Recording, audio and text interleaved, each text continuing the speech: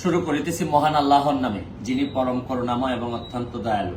আজকে অত্যন্ত একটি সুখবর আমাদের মাধবপুর চুনারুঘাট, আমার কনস্টিটিউয়েন্সির মানুষের জন্য তথা পুরা হবিগঞ্জের মানুষের জন্য একটি সুখবর।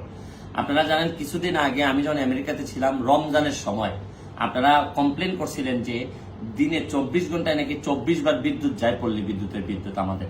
তখন আমি একটা মহাসমাবেশের ঘোষণা দিয়েছিলাম আমেরিকা থেকেই, এবং আমি আমার জিএম যা আছেন, যিনি জিএম সাহেবের সাথে কথা বলছি পল্লী বিদ্যুতের, উনি বলছেন যে উনি এটা দেখবেন। তারপরে আপনারা জানেন যে বিদ্যুৎ আর যাচ্ছিল না, মোটামুটি ঈদ আমরা সুন্দর মতোই করতেছিলাম। তো এরপরে জিএম সাহেব আমাকে একটা দায়িত্ব দিয়েছিলেন যে উনি যে জিনিসগুলোর কারণে লোডশেডিং করা লাগে, এই জিনিসটা যদি আমি করে দিতে পারি বা সহযোগিতা করি ওনাদেরকে, তাইলে হয়তো উনি আর বেশি ইলেকট্রিসিটি আর নিবেন না, কারেন্ট আমাদের যাবে না। তো কাজটা ছিল কি, আপনারা জানেন যে শায়েস্তাগঞ্জের নসরতপুরে 11 মেগাওয়াট একটা বিদ্যুৎ উৎপাদন কেন্দ্র আছে। এইটা গ্যাসের অভাবে বন্ধ হয়ে গেছিল জাস্ট এই যে কিছুদিন আগে, যার কারণে বিদ্যুৎ উৎপাদন কম হচ্ছিল, আমরা বিদ্যুৎ পাচ্ছিলাম না। তো উনি বলছিলেন যে এই গ্যাসটা যদি আমরা উৎপাদনটা বা গ্যাসের যে লাইন, এই লাইনটা যদি আবার আমরা এই প্লান্টে যদি দিতে পারি 11 যেটা মেগাওয়াট, তাইলে হয়তো উনি আর লোডশেডিং করবেন না। আমি পরবর্তীতে জালালাবাদ পেট্রো বাংলার চেয়ারম্যান এবং জ্বালানি সচিব, ওনাদের সবার সাথে কথা বলছি, ব্যক্তিগতভাবে কথা বলছি।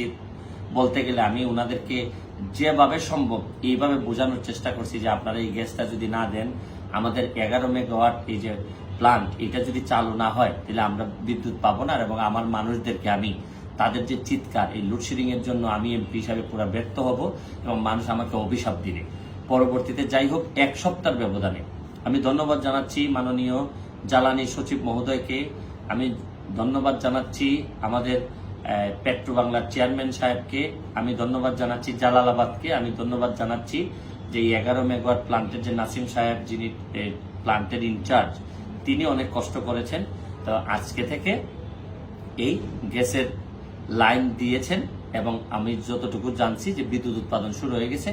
এখন আর আশা করা যাচ্ছে যে আমাদের এইরকম লোডশেডিং হবে না। আমরা লোডশেডিং হইলেও আমরা জিএম সাহেবকে জবাবদিহিতার আওতায় নিয়ে আসতে পারবো, কারণ ওনার কাছে বরাদ্দ আছে। আমি এবং ওনাকে এটাও বলছি যে আমাদের বিদ্যুৎ যেন অন্য জায়গায় না যায়, এটার জন্য ব্যবস্থা করার জন্য যা যা লাগে এটা আমরা, যদি উনি প্রয়োজন মনে করেন আমাকে ডাকলে আমি অবশ্যই যাব। সুতরাং আমি এমপি হিসাবে এটা মনে করি আমার জবাবদিহিতা যে আমি কি কি করতেছি এবং আপনাদের বিদ্যুতের জন্য কি কি করতেছি।